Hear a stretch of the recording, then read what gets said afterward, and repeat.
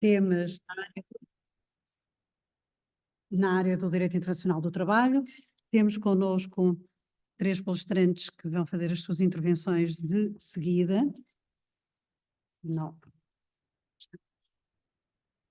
Aqui, muito bem. Vamos começar com a doutora Camila Benevides, que é doutora em Direito do Trabalho pela Universidade de Sapiência de Roma, coordenadora da área científica do Direito do Trabalho do Instituto Ibero-Americano de Estudos Jurídicos, Iberojur, e que vai iniciar este painel tratando do tema contrato de trabalho transnacional, em especial em trabalho remoto. Doutora Camila, tem a palavra.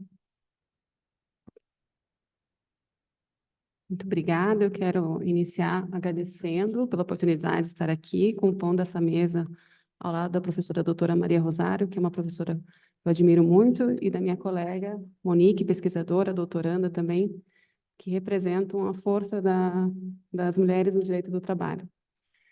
Bom, o tema que eu vou tratar hoje, ele é relacionado com o direito nacional privado e a aplicação dele no direito do trabalho. Basicamente, a resposta que eu pretendo dar para vocês é, quando existe, por exemplo, um conflito de lei, vamos imaginar um motorista de caminhão que trabalha de manhã aqui em Portugal e de tarde ele atravessa a fronteira para fazer entregas na Espanha. E assim ele faz sucessivamente. Então, qual seria, por exemplo, a lei material de trabalho aplicada a esse trabalhador? Qual seria a jurisdição competente para julgar uma eventual ação trabalhista desse trabalhador? E numa escala mais nova, mais moderna, pensar nesse mesmo problema para os trabalhadores que trabalham de forma remota. Então, uma pessoa, por exemplo, que residindo aqui em Portugal, trabalha por meio de computador, por meio de teletrabalho, para uma empresa localizada na Itália, na Alemanha, e assim por diante. Bom, para chegar nesse último exemplo, eu preciso explicar para vocês como funciona, qual foi a ideia que a União Europeia teve para solucionar esse tipo de conflito de leis. Já explicando que toda a minha fala será voltada para explicar questões de conflito de leis dentro da União Europeia, quando empregado e empregador operam dentro da União Europeia. Então, para solucionar isso, com relação à lei material aplicável, nós temos o Regulamento Roma I, que vai explicar lá no seu artigo 8º quais são os critérios para verificar qual é a lei nacional aplicável a um contrato internacional de trabalho. Basicamente, estão aí os 4 itens, eu vou resumir para vocês. E diz o seguinte, o item 1. Empregado e empregador podem escolher no contrato de trabalho qual é a lei aplicável. Então, o Regulamento Roma I reconhece uma autonomia contratual. Porém, considerando que nas relações de trabalho existe um desequilíbrio entre empregado e empregador, já que o empregado está numa posição de vulnerabilidade, tanto na fase pré-contratual quanto na fase contratual, o próprio regulamento fala que essa escolha não vai poder afastar as leis não derrogáveis, que eu já vou explicar para vocês quais são. Caso as partes não coloquem no contrato de trabalho qual é a lei nacional que se aplica a esse contrato plurilocalizado, internacional, vai se aplicar, então, a lei do local aonde esse trabalho é realizado, ou a partir do local ao qual o trabalho é realizado. O item 3 diz que, se não for possível localizar, se o trabalho não for desenvolvido em apenas um país, vai se aplicar, então, a lei do empregador. E o último item fala que, caso o local de trabalho ou a sede do empregador não tenha uma conexão mais estreita com a relação de trabalho, pode se aplicar, inclusive, então, uma terceira lei, que não é nem aquela da sede do empregador e nem aquela do local onde o trabalho vem sendo realizado. Bom, de tudo isso que eu falei para vocês, já temos alguns problemas, né? Como eu mencionei, existe um desequilíbrio contratual nas relações de trabalho. E nós tivemos recentemente uma decisão aqui do Tribunal de Justiça da União Europeia que analisava, então, a utilização de contratos de adesão para que empregado e empregador fizessem essa escolha de qual é a lei nacional aplicável ao contrato. Veja, o próprio legislador europeu, quando ele fez o Regulamento Roma I, ele já teve essa preocupação em resguardar justamente as normas não derrogáveis, pensando nessa questão do desequilíbrio. Mas, quando a matéria chegou no Tribunal de Justiça da União Europeia e foi questionado se, caso o empregador elaborasse um contrato de forma unilateral com cláusula de adesão, estabelecendo qual é a lei nacional aplicável, se essa cláusula teria validade, acreditem vocês ou não, o Tribunal de Justiça da União Europeia entendeu que teria validade, que se compreende que o mero aceite do empregado naquela cláusula pré-redigida representa a manifestação de vontade dele. Então, o posicionamento que nós temos atualmente é que quando o empregador redige a cláusula e o empregado simplesmente a aceita, é considerada válida essa escolha. De todo modo, essa escolha não afasta, como eu falei já, as normas não derrogáveis. E quais são essas normas não derrogáveis? Aquelas do local de trabalho e aquelas que têm relação com a maior proteção do trabalhador. Então, por exemplo, regras com relação ao salário mínimo, a número de férias, a questão de aposentadoria, todas as normas relacionadas à proteção dos trabalhadores não vão poder ser afastadas por meio dessa escolha realizada entre empregado e empregador. E também qual vai ser o critério para verificar, então, qual aplicar? Se aplicar aquela que as partes estabeleceram ou aquela do local de trabalho. Vai ser analisado qual é a norma mais favorável. E aí nós temos mais um problema. Vocês vão verificar aqui que toda a minha fala hoje eu vou só trazer problemas, infelizmente eu não trago muitas soluções. Como a gente verifica qual é a norma mais favorável? Aqui entra o direito comparado, mas mesmo no direito comparado nós não temos soluções muito claras, porque a verdade é que esse tipo de situação, ele depende muito de uma situação prática. Vou dar um exemplo para vocês. Vamos imaginar que é uma questão de despedimento. Um empregado que foi desligado da empresa de forma incorreta. Alguns ordenamentos jurídicos aqui na União Europeia estabelecem o direito à reintegração, enquanto outros estabelecem, em determinados casos, um direito à indenização, né? A Itália mesmo, nós temos as empresas com menos de 15 empregados, elas não são mais obrigadas a reintegrar esses trabalhadores, sim pagar uma indenização. Muito bem. Vamos imaginar que é exatamente esse o caso. Um empregado que a gente fica em dúvida de qual que é a norma mais favorável para ele. A princípio, pode-se pensar que seria mais favorável ser reintegrado, porque nós temos todos um princípio de regras no direito do trabalho que entende que a continuidade da relação laboral ela é mais benéfica para as partes. Porém, a depender do tipo de indenização ou a depender da situação prática vivenciada por aquele empregado, pode ser que ele preferisse receber uma indenização. Para ele, naquela forma, analisando a questão de forma prática, fosse mais favorável receber uma indenização do que do que a reintegração. Temos também questões de regras relacionadas a aviso prévio. Um aviso prévio pequeno é bom para o empregado, caso ele decida se desligar da empresa, enquanto um aviso prévio maior é mais favorável quando é o caso que a empresa pode fornecer esse tipo de aviso. Infelizmente, nós não temos questões claras que estabeleçam qual é o critério para determinar a regra mais favorável, cabendo hoje, então, ao juiz da causa analisar a partir do caso prático, qual seria a lei mais favorável.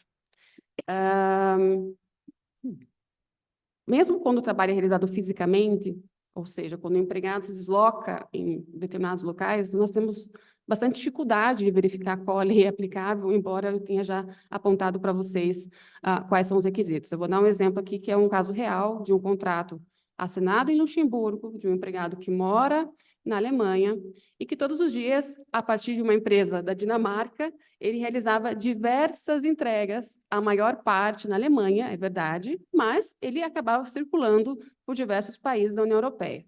Os caminhões ficavam, ao final do dia, estacionados na Alemanha, que era justamente onde ele tinha seu domicílio, mas eles eram registrados em Luxemburgo. Então, é uma situação bastante complexa que foi parar no Tribunal de Justiça da União Europeia. Por quê? Porque as partes elegeram como lei não derrogável, como lei, aliás, do contrato, a lei de Luxemburgo, mas havia ali uma discussão de qual seria o local de trabalho para verificar quais eram as leis, então, não derrogáveis. Para fazer essa análise, o Tribunal de Justiça acabou entendendo, então, que deveria ser observado qual local tinha maior relação com o local de trabalho. Por exemplo, aonde eram pagos os tributos, aonde esse empregado estava registrado para fins previdenciários, aonde o caminhão, de onde ele partia. Somando todos esses requisitos, e aquele país que aparecesse mais vezes entre as respostas, então, de forma resumida, seria aquele considerado como o local de trabalho. Mas, pulando aqui, já por causa do nosso tempo, eu vou para o item que é a minha pesquisa de doutorado. Como eu falei, quando o trabalho é realizado fisicamente, já é difícil. Agora, vamos imaginar uma situação de um trabalhador, por exemplo, do norte da Itália, que trabalha bem na fronteira ali da Itália com a Áustria e com a Suíça. E ele trabalha 2 dias na sua casa, trabalha por meio de teletrabalho. 2 dias na Suíça, por meio de um escritório de coworking, e 2 dias na Áustria, por exemplo. E assim ele faz todos os dias no seu contrato de trabalho. Por quê? Porque ele trabalha de forma remota e não tem uma obrigação no contrato de trabalho dele que ele trabalha a partir de um único local. Por mais que no contrato a gente estabeleça, por exemplo, que vai ser aplicada a lei da Itália, nós precisamos saber qual é o local de trabalho para verificar qual era a lei não derrogável. E a questão é que, quando as normas foram criadas, elas não pensavam nessa modalidade de trabalho remoto, porque não era uma realidade vivida na época. Então, hoje nós temos um problema na legislação a nível europeia, que ela não foi redigida pensando nessa modalidade de trabalho. A minha teoria é que nós podemos aplicar 2 situações, ou dizer que se aplica, então, como local de trabalho, o local onde o empregado está, ou dizer que se aplica a lei da sede da empresa, por conta daquele item 3 do Regulamento Roma 1, que eu mencionei para vocês, que dizia que, quando não for possível verificar qual é o local do trabalho, então será aplicado aquele da sede da empresa. Alguns doutrinadores têm defendido que teria como local aplicável aquele onde o empregado está fisicamente. Estou já indo para o final. O problema é o seguinte: vamos imaginar uma empresa que tenha empregados divididos nos 27 estados membros da União Europeia. Se a cada empregado for aplicada a lei da sua própria país, do país onde ele reside, nós vamos ter uma clara situação de possível discriminação, porque alguns vão ter direitos, por exemplo, a 4 semanas de férias, como acontece na França, enquanto na Itália eles vão ter um período menor de férias de acordo com a legislação italiana. Nós podemos ter situações de empregadores que optem por contratar empregados de uma determinada nação da União Europeia, porque ali a legislação do trabalho, infelizmente, acaba sendo menos protetiva em comparação a outros países, como Portugal, Espanha e França, e por assim por diante. Temos também o problema da questão sindical, porque dizer que a lei aplicada é aquela do local do empregado, onde ele reside, forçaria uma empresa a ter que negociar com 27 sindicatos diferentes, o que na prática é uma coisa bastante difícil de imaginar na realidade. Então, a minha tese é essa, de que o trabalho realizado por meio de trabalho remoto, não é possível identificar o local, tanto que não tem ligação direta com o trabalho, eu posso trabalhar de qualquer local, e por conta disso, então, entendo que se aplica o item 3 do artigo 8º do Regulamento Roma 1, de modo que a lei aplicável material seria aquela da sede do empregador. Mas defendo uma necessidade de uma atualização urgente, já que o trabalho remoto, desde a pandemia, tem cada vez sido mais utilizado. Nós temos países aqui na União Europeia que utilizam mais de 50% dos seus trabalhadores, usam pelo menos 1 ou 2 vezes por semana o trabalho nessa modalidade, e que é necessária, então, uma atualização e uma revisão o quanto antes. Agradeço novamente pela oportunidade, espero ter respeitado o tempo, e passo a palavra, então, novamente para a professora Maria do Rosário. Obrigada. Foi muito interessante e de certeza que vai ter aí umas questões. Vamos, contudo, prosseguir com as 2 intervenções seguintes e deixamos as questões para o final. Seguidamente, passo a palavra então à doutora Monique Arruda, que é investigadora de Direito do Trabalho da Faculdade de Direito da Escola do Porto, da Universidade Católica Portuguesa, e que nos traz um tema também muito atual e muito interessante, controverso: algoritmos de recomendação nas plataformas digitais de trabalho, implicações e propostas de ação para um trabalho digno. Doutora. Obrigada, professora Maria. Já agradeço nesse momento ao professor Dr. Fábio Veiga, pelo convite de poder estar aqui consigo na Iberojur. O meu tema, como vocês podem verificar lá, né, nos slides, fala sobre algoritmos de recomendação. E como a professora doutora falou, realmente os algoritmos estão na moda, não é? Então, a gente vai conversar um bocadinho sobre isso aqui rapidamente, por um processo. Esse tema, ele adveio da minha tese de doutoramento. Eu sou bolseira da FCT. Como a professora falou, eu sou da Universidade Católica Portuguesa. Pronto. E do meu tema, estudando os gig workers, que são os trabalhadores de plataforma, surgiram vários temas que são muito pertinentes, estão mesmo em discussão, são pontos controversos e são também muito interessantes. Por isso, os senhores não vão dormir, tá bem? Vamos lá, então. Pronto. Qual é o escopo da nossa pesquisa, então? A gente quer entender um bocadinho sobre os algoritmos de recomendação. Ninguém vai sair daqui doutor nisso, mas vai entender o que é isso. Tudo bem? Pronto. Não sei se os senhores já fizeram algum escaneamento de QR Code na vida. Então, eu peço que os senhores peguem o telefone, que daqui a pouquinho a gente vai precisar dele, tá bem? Porque eu sou tecnológica e a gente precisa usar a tecnologia a nosso favor. Então, a gente vai tentar entender um bocadinho os algoritmos de recomendação aplicados ao direito do trabalho, à luz do direito do trabalho. Como é que isso funciona? Pronto. O que nós precisamos saber, primeiramente, é que as plataformas digitais, e isso já digo como um todo, elas são um novo modelo de negócio. Esse novo modelo de negócio não é igual ao de uma empresa tradicional. Por exemplo, numa empresa tradicional, nós temos um empregador, certo?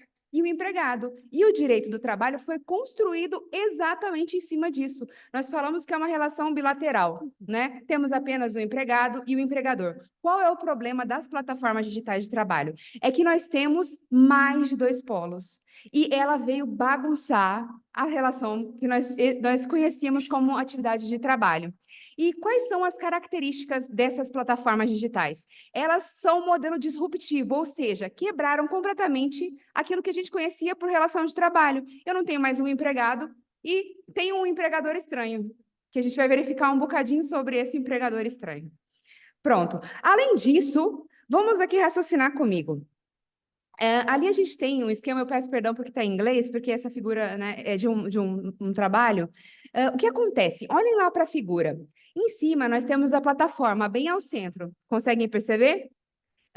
Temos ali ao lado, está falando o lado, que eu já vou explicar sobre isso, e depois do outro lado nós temos os clientes, ou seja, eu tenho uma plataforma tecnológica que tem uma tecnologia que proporciona que sejam ligados a demanda e a oferta. Sim? Tudo bem até aí? Todo mundo conhece, né? A Glovo, Uber, Uber Eats, etc. São conhecidas, mas esses algoritmos de recomendação são uma coisa nova e que as pessoas ainda não se aperceberam tanto. Ok, o que acontece no modelo de plataforma e por que eu falo que ela é disruptiva? Porque eu tenho, entre aspas, uma pessoa que é a dona, certo? E essa pessoa que é a dona não é uma plataforma, não é apenas algo tecnológico. Por trás dessas pessoas por trás dessa plataforma existem pessoas que detêm o poder do capital, ok? Porque elas investiram em tecnologia. E, em vez delas investirem na estrutura do negócio em si, ela não só fez isso, como potencializou, imprimindo ali a inteligência artificial. E quando ela coloca ali a inteligência artificial, ela coloca um mecanismo que potencializa a forma como ela lida com os problemas que ela tem no dia a dia. Mas qual é a diferença? Por que ela é disruptiva? Por que ela confundiu o direito do trabalho? Porque nós temos ao redor dela polos que a doutrina chama de lados, são os the sides. Na linguagem econômica, eles falam que são os sides da plataforma, do capitalismo de plataforma. Por que são sides? Porque eles não têm vínculo nenhum com a plataforma. São todos autônomos. Se eles são autônomos, eu não tenho nenhum tipo de responsabilidade. Ou seja, eu utilizo um mecanismo de outsourcing para tirar os custos que eu tenho da minha atividade produtiva e aí fica mais fácil ou mais difícil para eu comandar a minha plataforma? Ou seja, eu vou poder comandar? Eu tenho um trabalhador? Vamos ficar com isso em mente até daqui a pouquinho. Então, quando eu coloco a inteligência artificial dentro de uma empresa, enxerguem isso como existe uma empresa, mesmo que seja uma empresa de ordem tecnológica, que medeia serviços, porque ela pode ter uma pessoa que está fazendo limpeza, ela pode ter uma pessoa que está fazendo trabalhando remotamente, somente com pequenas tarefas, mas existem pessoas trabalhando. E existe um dono, porque alguém tem dinheiro nessa história, certo? Pronto. Então, a inteligência artificial, ela vem agir em todos os setores da empresa, nas questões gerenciais, operacionais, e a gente lembra da Amazon, né? Quer ver um exemplo melhor do que a Amazon? A inteligência artificial aplicada à logística. E funções estratégicas. Tudo bem? Pronto. Agora eu quero que os senhores peguem o telefone bem rapidinho, são 30 segundos. Eu peço já desculpa à moderadora, eu tenho certeza que eu não vou passar o tempo. Olha, porque eu sou boa na tecnologia e isso aqui é rápido. Vocês têm aí uma enquete que eu quero que vocês me respondam 3 perguntinhas. Vai já aparecer na tela do telemóvel dos senhores. Quem não conseguir escanarizar o QR Code, basta entrar ali no mente.com e escrever esse código que vai entrar nas perguntas do mesmo jeito, tá bem? Já conseguiram entrar na primeira pergunta? Se não conseguir, entra pelo mente.com, que dá igual. Tem uma coisa preta, vamos tirar a coisa preta. Pronto, vamos tirar a coisa preta e botar em cima. Pronto. Consegue agora? Acho que sim. Quem não conseguir, não tem problema, que eu consigo ver aqui.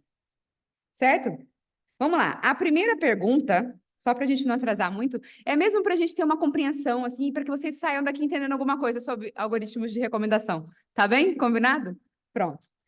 Então, já entraram? Pronto, a primeira já foi. Então, eu perguntei aqui, você já ouviu falar de algoritmos de recomendação? 67% respondeu que sim, 33% me diz que não. Ok. E agora, a próxima questão. Pode me citar alguma plataforma que usa essa tecnologia? Consegue colocar alguma plataforma? Não, que usa Algoritmos de recomendação. Exatamente.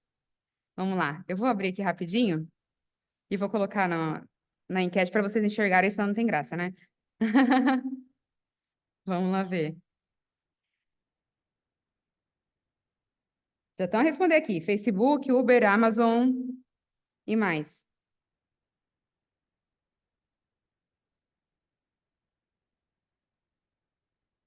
Deixa eu só colocar aqui para compartilhar.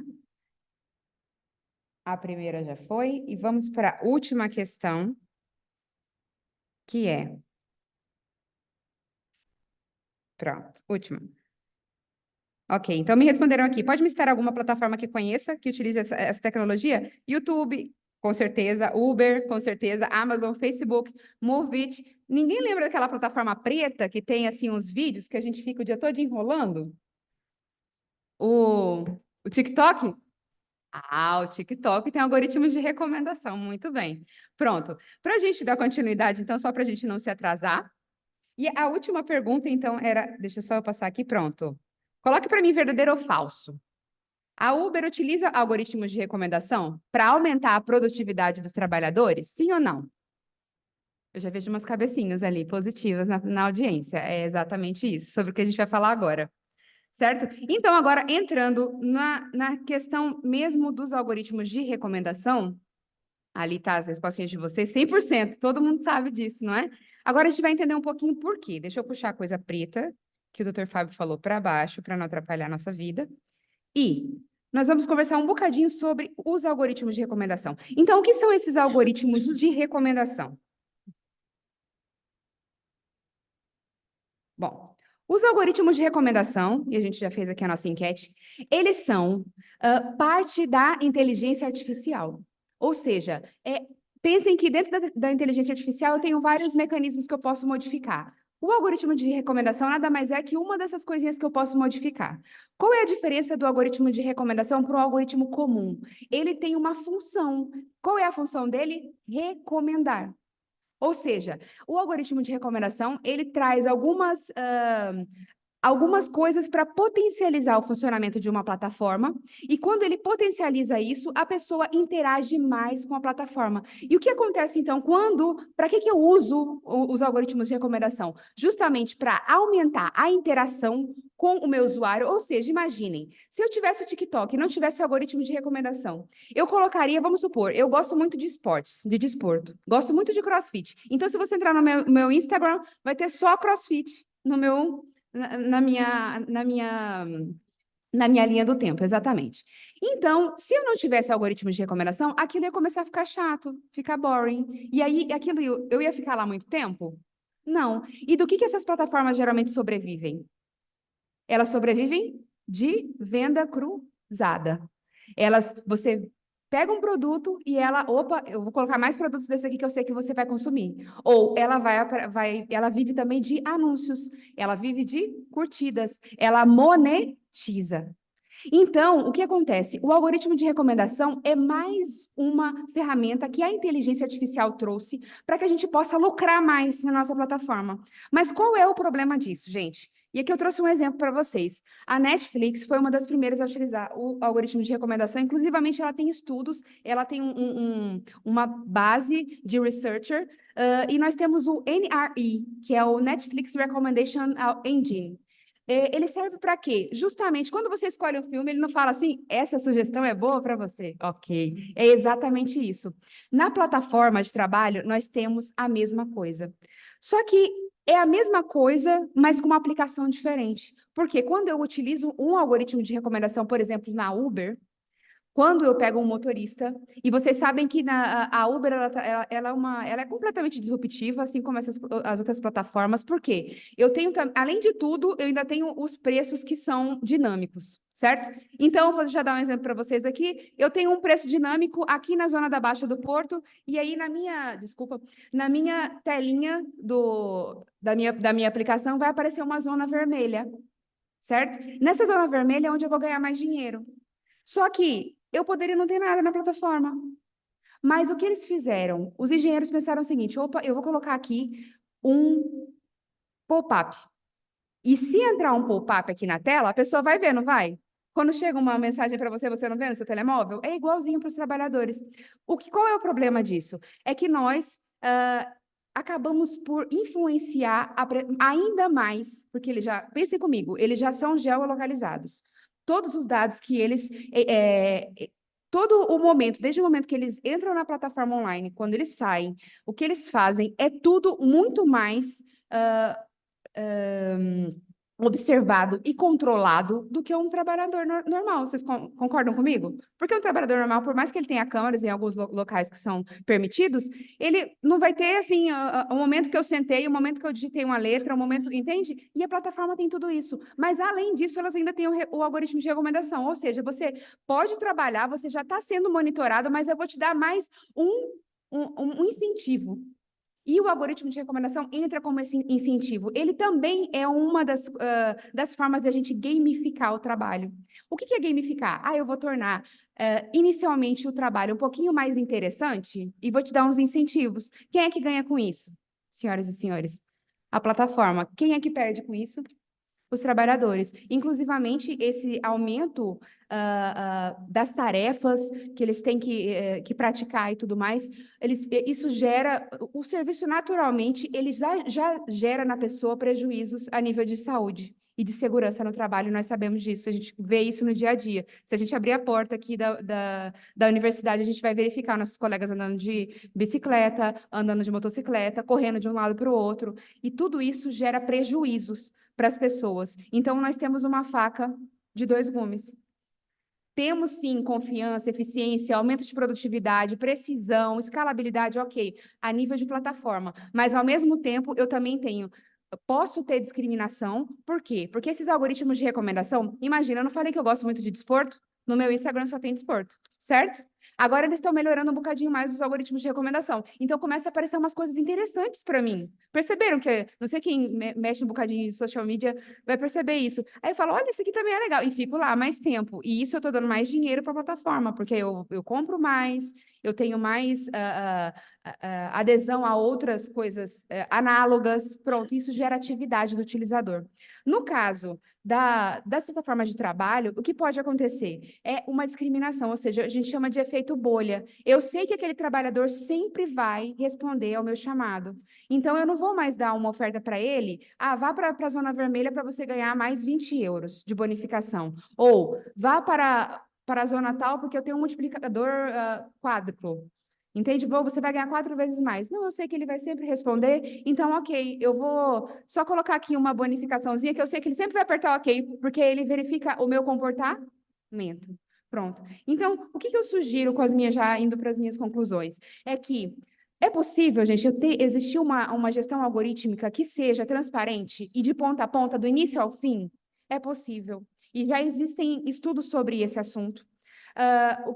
Como é que é possível isso? Porque vocês já devem ter ouvido essa expressão, o algoritmo é uma caixa preta. Não, não é. Eu tenho vários artigos escritos sobre isso, vocês podem procurar. No final vai ter ali um QR Code com o meu perfil, mas o algoritmo não é uma caixa preta, tá bem? Quem faz o algoritmo é um engenheiro, e o que nós temos que fazer é, primeiro, tudo começa na educação, né? Todas as soluções começam na educação, e aqui também não é diferente.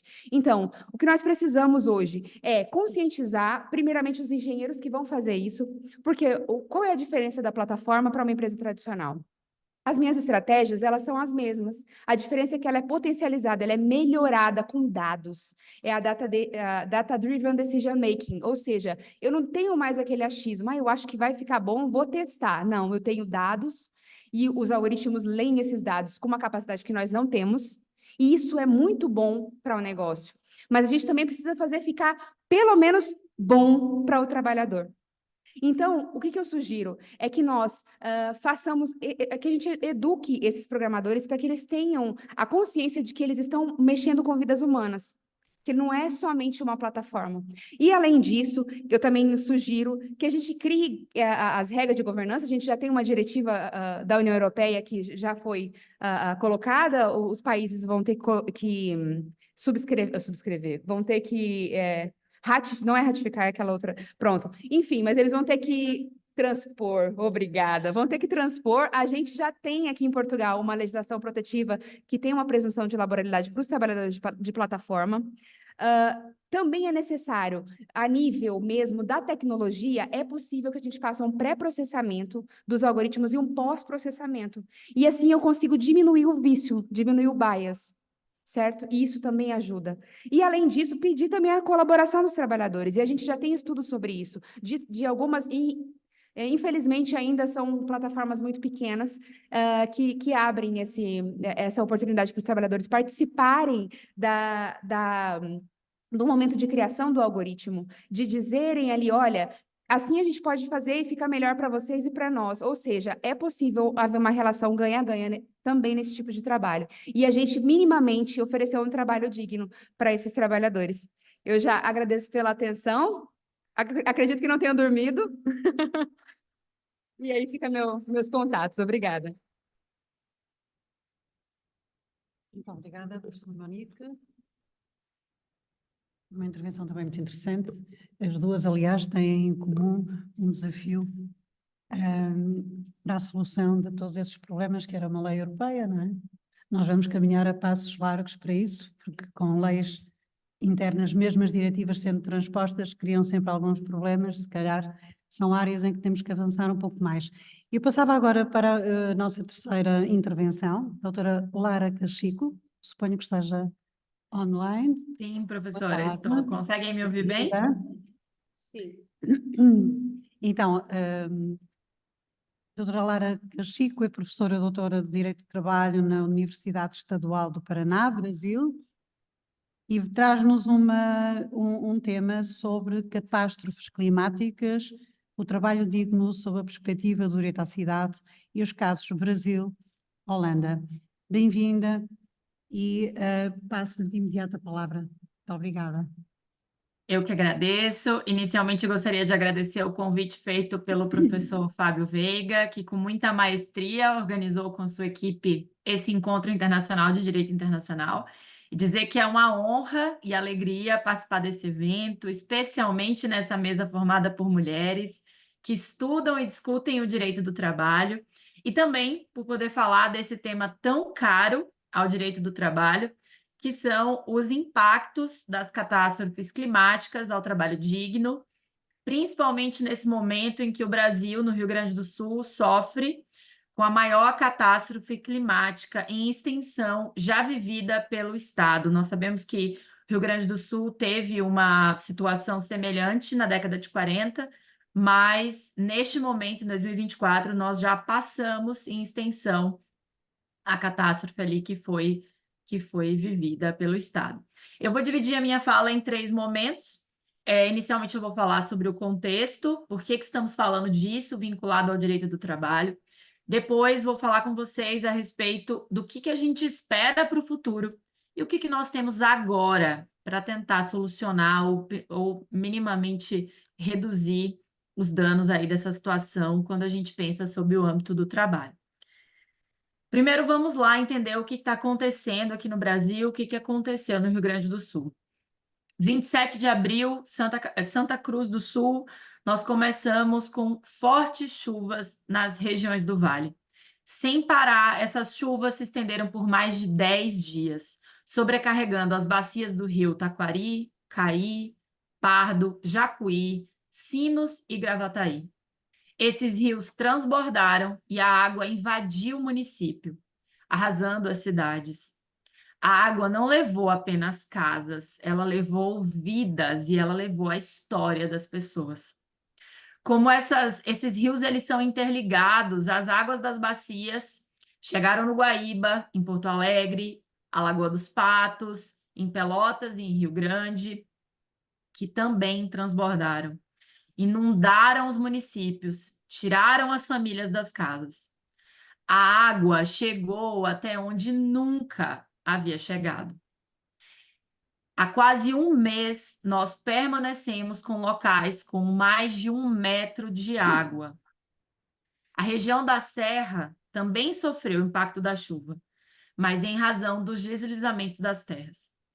As fortes chuvas nessa região já são esperadas nessa época do ano, mas choveu 3 dias, o que se esperava para praticamente metade do ano.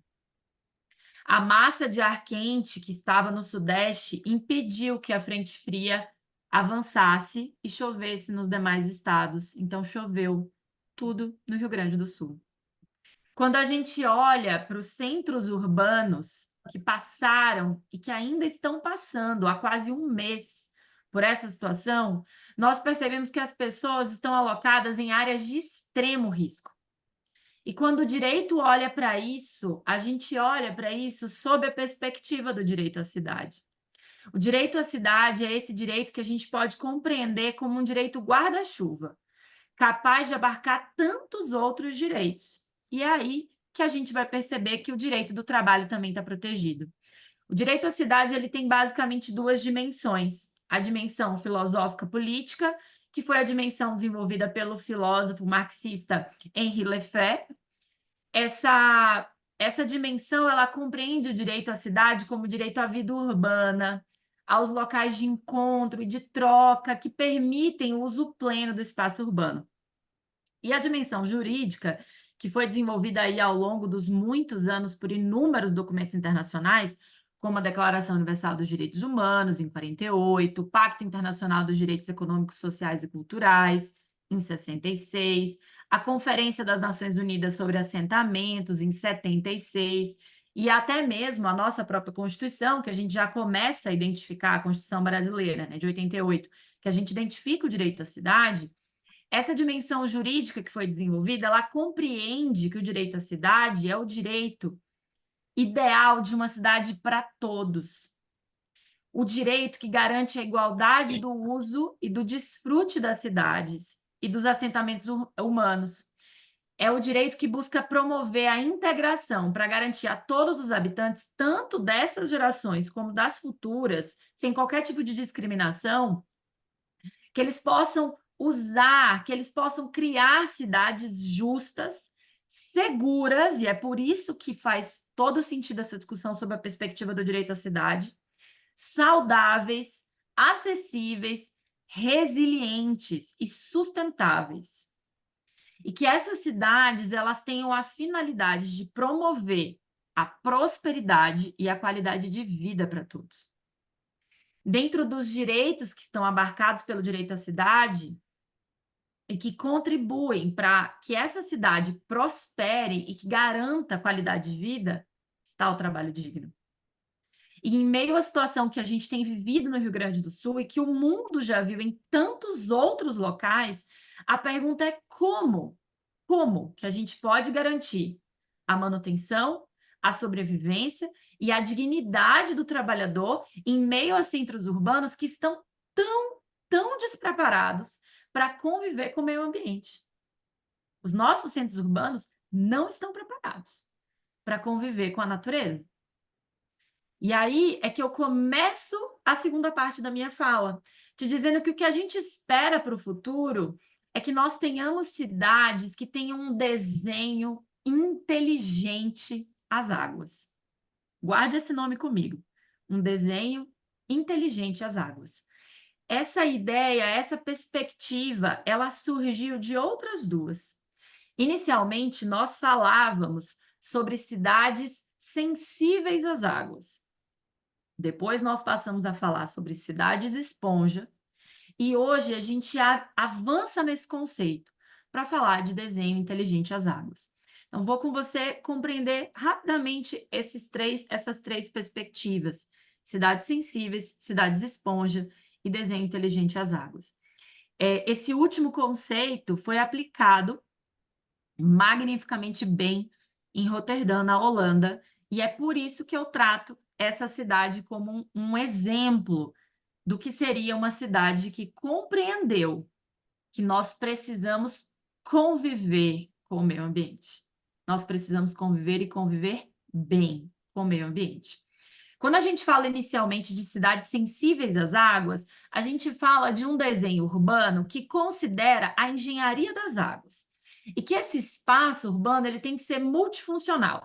Então, ele precisa melhorar o microsistema climático, ele precisa melhorar a qualidade do ar, ele precisa controlar os níveis de poluição, mas que ele precisa também trazer para a sociedade cultura, saúde, lazer em meio a esse ambiente. Então, a gente percebe que, num primeiro momento, quando a gente pensa na cidade sensível à água, a gente pensa que a natureza ela deve nos dar coisas. Ela deve trazer para o ser humano benefícios. Melhora climática, redução de poluição, espaços de cultura. Então, inicialmente, a gente não considera as necessidades do meio ambiente, a gente considera as nossas. Quando a gente percebe que essa ideia de desenho sensível à água não é suficiente, porque a natureza tem o seu próprio espaço e ela precisa conviver conosco, a gente passa a pensar em cidades esponja. A cidade esponja é uma cidade que ela trabalha com todo o ciclo hidrográfico da água. Então, ela considera a precipitação, a captação, a absorção e a recarga do lençol freático. Então, a chuva, ela consegue encontrar o solo, e quando ela encontra o solo, ela pode ser retirada do solo ou das bacias, ou ela pode ser retida para que a gente utilize essa água em outro momento. E aí, com essa retenção, nós conseguimos que a água entre vagarosamente no solo, recarregue o lençol freático, e com isso a gente consiga uma demora no avanço da água. Veja que não é apenas a drenagem da precipitação, mas a guarda e a gestão dessa água, para que a gente possa usar essa água em outros momentos de seca. É uma dimensão multiescalar. E por que multiescalar? Porque ela considera os grandes rios, as pequenas bacias, até a nossa casa. Ela visa maximizar os espaços verdes e os espaços azuis, e não concretar tudo como a gente está acostumado. Quando a gente concreta, a água passa rápido, e se ela passar rápido, ela destrói. Ela destrói. Então, a gente pensa nas cidades esponja como medidas, como cidades que têm medidas regionais maiores, então corredores verdes, matas ciliares, uma maior distância da cidade do rio. A gente considera medidas menores nas cidades, então sistemas de praças verdes, jardins públicos, praças com canais nas ruas, áreas com pequenos lagos, parques alagáveis, praças que sejam um pouco piscinas também, calçamentos permeáveis. E a gente também considera as minhas medidas e as suas medidas, as medidas individuais. Então, a gente considera tetos verdes, tanques de captação da água da chuva, jardins nas casas. Essas propostas que eu mencionei, elas foram muito bem trabalhadas na Holanda. E é por isso que, depois de ter vivido grandes enchentes, o país considera conviver com a natureza e não apenas desfrutar daquilo que a natureza pode nos dar, e conviver bem com a natureza. Propostas muito semelhantes já foram usadas também em outros locais, como em Berlim, como em Nova York, mas certamente o país o país, né, e a cidade que tem, a cidade e o país, né, que tem maiores usos dessa proposta é a Holanda. E aí eu falei para você que a gente ia finalizar essa parte de o que nós Doutora esperamos. Lara, pedia-lhe só para terminar em 5 minutinhos, está bem? Claro, claro. Estamos em cima do tempo. Pensando aqui nessa ideia de futuro e já indo para o que nós temos agora para resolver essa situação, é que nós precisamos de cidades que tenham desenhos inteligentes, ou seja, que levem em consideração que nós precisamos cuidar dela. Nós, que a sociedade precisa entender que essa cidade é funcional a ela, a uso da própria comunidade. Essa é a nossa perspectiva para o futuro, isso é o que eu espero para o futuro. Mas quando eu olho para o hoje, eu também preciso que o direito do trabalho responda o que fazer. Porque nós estamos agora há 30 dias com empresas paradas, com pessoas sem trabalhar. Então, o direito do trabalho ele precisa trazer medidas genuinamente trabalhistas para preservar o contrato de trabalho. Porque não adianta a gente trabalhar com demissão. Porque se a gente trabalha com demissão, a gente tira a dignidade e a gente sofre questões econômicas gravíssimas. E o que o direito do trabalho tem para hoje? A resposta que eu tenho, ela vem no Brasil, e é por isso que eu trago essa conversa aqui, para que a gente veja respostas de outros países. A gente tem no Brasil uma lei que derivou da pandemia, que é a Lei 14.437, de 2022, e que ela trouxe medidas genuinamente trabalhistas, vou pontuá-las apenas para vocês, que as empresas podem usar neste momento para assegurar esses trabalhos. Primeiro, férias individuais emergenciais, férias que ainda não foram adquiridas pelos trabalhadores, porque não completaram ainda um ano de trabalho, mas que podem ser usadas nesse momento de maneira emergencial. Férias coletivas emergenciais, na mesma proposta. Nós temos a antecipação de feriados. Cada dia pode ser importante diante de uma situação como essa. E o mais importante nesse momento, que eu acredito que é a técnica de preservação mais interessante trazida pela lei, o banco de horas emergencial. Nós sabemos que a proposta da legislação trabalhista é que o banco de horas seja de 1 ano no máximo. Mas pela lei a gente pode ter um banco de horas com a possibilidade de compensação da jornada em 18 meses. Então, para que a gente tenha um banco de horas elástico e que vise, então, manter esse trabalhador afastado e depois compensar essas horas no trabalho. Medidas que sejam utilizadas com o intuito de preservar os trabalhos nesse momento.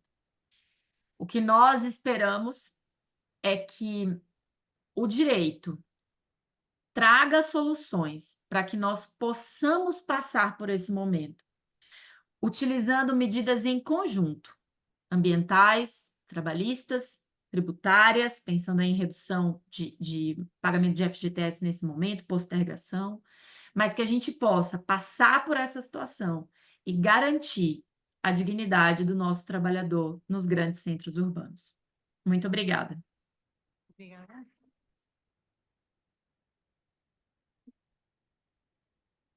Muito obrigada. Nós estamos em cima da hora, começamos com um ligeiro atraso, quase recuperamos, mas não podemos encerrar o painel sem questões.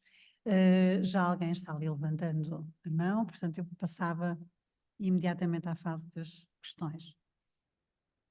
E já agora, enquanto chegamos ali aos nossos dois interventores, gostava de ouvir a vossa opinião sobre a possibilidade de nós começarmos a fazer códigos europeus, porque quer no âmbito do direito do trabalho, quer no âmbito do direito fiscal, por exemplo, isso interfere muitíssimo com a concorrência no espaço europeu. A verdade é que cada país tem as suas leis e, portanto, as coisas não funcionam, não é?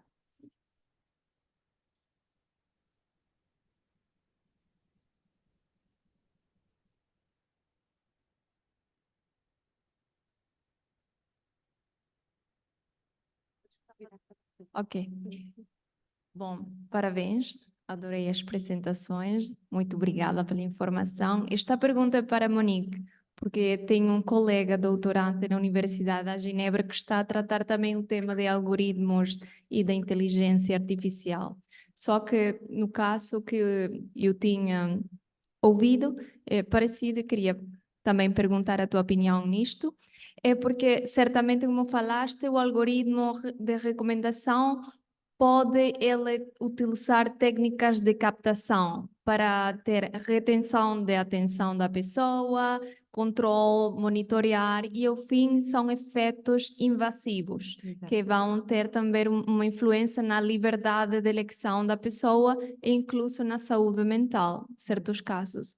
E na pesquisa desta pessoa da Faculdade de Direito da Genebra, tenta saber, no caso que uma pessoa, por causa de um algoritmo de recomendação, pode ter um dano, seja a saúde, nos teus direitos de liberdade de eleição, então quem é a pessoa que tem a responsabilidade civil que pode pagar indemnização ou reparação, neste caso, para a pessoa? E não sei se na tua pesquisa o centro de investigação tem ouvido alguma coisa similar. Obrigada. Nada. Pois é, Andréa, muito interessante a pergunta. O meu trabalho, a minha tese de doutoramento é justamente procurar enquadrar os gig workers, e nisso eu coloco os trabalhadores de plataforma e os crowd workers, que são essas pessoas que fazem pequenas tarefas online. Pronto, sobre a questão de responsabilidade civil, é engraçado porque até a doutrina ainda tem muito, muito pouco isso escrito. A diretiva trouxe pouco ou quase nada, porque as pessoas vão tentando sanar conforme dá, não é? O que surgiu primeiro foi essa questão do algoritmo. A primeira questão foi, quem são esses trabalhadores? Eles são trabalhadores, não são trabalhadores? O que eu faço? Então, aí começaram a surgir respostas por todo mundo, não é? Pronto, em Espanha nós tivemos o primeiro caso onde a pessoa foi considerada empregada. Certo? Se for entregador, né, os que eles chamam os estafetas aqui, né? Se for da Uber Eats, alguma coisa assim, que trabalha com motocicleta, mas não todos os trabalhadores em si. Aqui nós temos a presunção de laboralidade. E por que eu estou falando da classificação, gente? Porque tudo começa pela classificação. Depende de como nós vamos abordar esses trabalhadores, entende? Com relação à saúde mental, eu acredito, nós ainda não temos julgados nesse sentido, principalmente com algoritmos de recomendação, porque, se eu não me engano, aqui em Portugal eu sou a primeira a escrever sobre isso. No Brasil não existe, e pronto. A gente tem na área tecnológica, mas também são pouquíssimos artigos sobre algoritmos de recomendação. Eles estão tratando, a princípio, os próprios algoritmos, entende? Nesse sentido, que já existe jurisprudencialmente, que os tribunais eles têm verificado a questão do controlo, porque se existe controlo, existe, eu posso provar, né, dada uma presunção de laboralidade, eu consigo provar se é empregado, e se for empregado, e aí cabe a indemnização, porque eu vou ter que provar nos autos do processo que houve realmente um prejuízo mental para a saúde desses trabalhadores, entende? Mas eu não conheço ainda nenhum caso que a pessoa tenha conseguido isso, porque isso já vai além, porque hoje o que está sendo, a gente está tentando não só discutir, porque discutir isso já tem uns 5 anos, 5, 6 anos que a gente vem discutindo a questão da classificação jurídica. Mas eu acredito que, ao passo que a gente consiga, por exemplo, no Reino Unido a gente teve acho que era o caso Aslam, se eu não me engano, que eles foram considerados trabalhadores. Mas a gente tem que pensar, quem foi considerado? Foi o Aslam e o colega. E os demais? Porque isso não fez isso não gerou um pressuposto para todos os trabalhadores. Então, eu acredito que isso vai ser visto caso a caso. Para já, nós não temos nenhuma decisão de tribunal nesse sentido, voltado para a responsabilidade. E na minha tese de doutoramento, eu vou tratar sobre esse assunto, sobre a responsabilidade civil, não só nesse caso de segurança e saúde no trabalho, porque é importantíssimo, mas principalmente porque também com relação ao instrumento de trabalho, porque a pessoa, a maior discussão eles foram considerados inicialmente microempresários. Eles não têm nada de microempresário, gente. Mal a mochila, eles não recebem. É tudo pago. E se ele perder, se qualquer acidente acontecer, ninguém quer saber do trabalhador. São uma parte frágil. E, na minha opinião, é que realmente quem tem que ser responsável por isso é a plataforma. Monique, qual plataforma? Aí a gente já vai entrar numa outra questão, porque eu entraria contra a sede.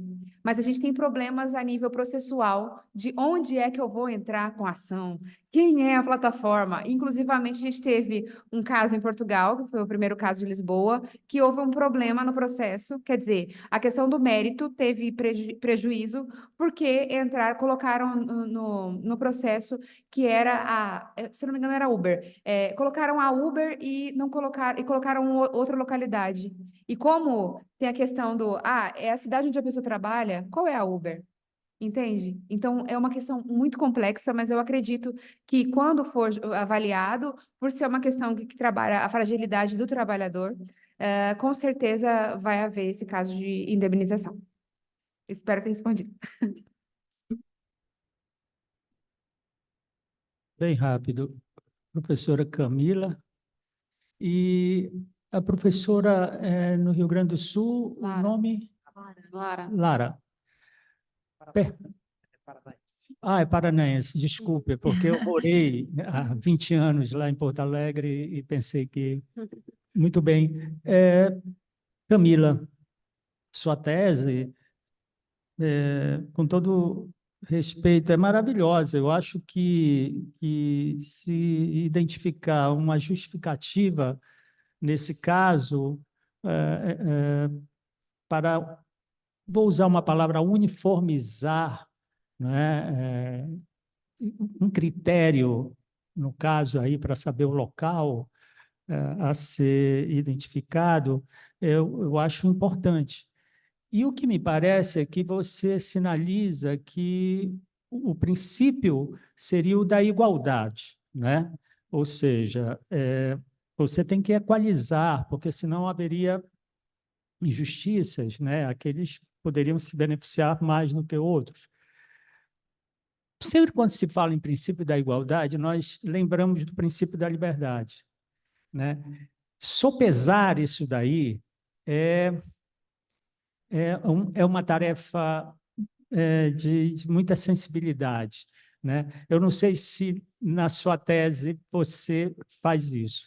E em relação à professora Lara, o seguinte, na pandemia, a questão do trabalho ela foi praticamente suspensa, né? Equilíbrio econômico-financeiro entre as empresas estão quebradas, etc. E se resgatou a teoria keynesiana. Vamos chamar o Estado. É ele quem tem que dar uma ajuda, porque como é que vai obrigar, ou até mesmo com muita criatividade, obrigar o empresário que não tem mais receita, manter o quadro de funcionários dele? Nesse caso do Rio Grande do Sul, o direito não poderia também ir por essa... Porque há uma força maior, há um caso fortuito, na verdade, aí, né? E será que o direito do trabalho, na sua criatividade, também não poderia invocar essa alternativa? É isso aí. Bom, vou começar aqui, depois eu passo a palavra para a colega, a professora Lara. Bom, na minha tese eu tenho um capítulo praticamente inteiro que fala sobre a evolução da autonomia contratual e da noção de liberdade nas relações, porque a questão é que no direito do trabalho, infelizmente, infelizmente não, na verdade, felizmente, a liberdade contratual, ela tem sido já sobrepesada justamente por conta da questão de haver uma desigualdade entre empregado e empregador, né? O contrato de trabalho, pelo menos nas últimas décadas, nunca tem sido visto como aquele contrato padrão do direito civil, do Pacta Sunt Servanda. Então, justamente por conta disso, eu acabei entendendo que existe uma necessidade de proteção, de uma intervenção para proteção dos empregados. E até porque, realmente, analisando a situação prática, não haveria sentido. Na minha tese, eu faço um exemplo fictício, por exemplo, de 3 empregados que são contratados no mesmo dia para fazer a mesma função para a mesma empresa e que um morava na Itália, um morava na França e outro morava na Espanha.